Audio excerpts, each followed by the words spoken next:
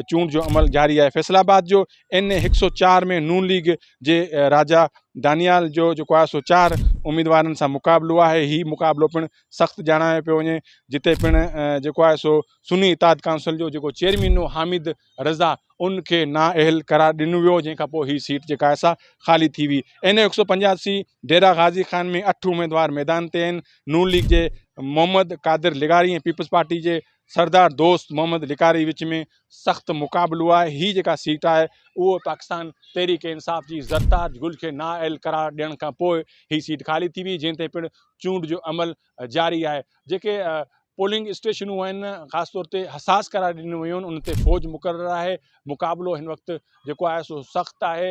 Police सां गॾोगॾु फ़ौज जेका आहे सा उहो मुख़्तलिफ़ पोलिंग स्टेशन ते पंहिंजियूं ड्यूटियूं सरंजाम ॾेई आहे। 5 वॻे ताईं ही जेका पोलिंग जारी रहंदी।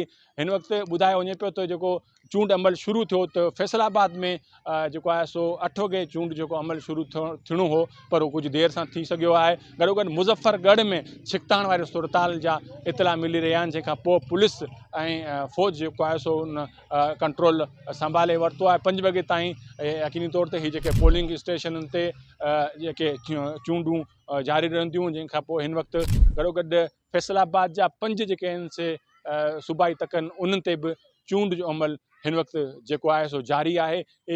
लॻभॻि घणे क़दुरु उहे ई सीटूं आहिनि जिते पाकिस्तान तहरीक इंसाफ़ जे उम्मीदवारनि खे नाअहल करार ॾिनो वियो। 9 मई वारनि वाक़िअनि खां पोइ हिन वक़्तु जेको आहे सो अॼु जीअं त चूंड जो जेको अमल जारी आहे।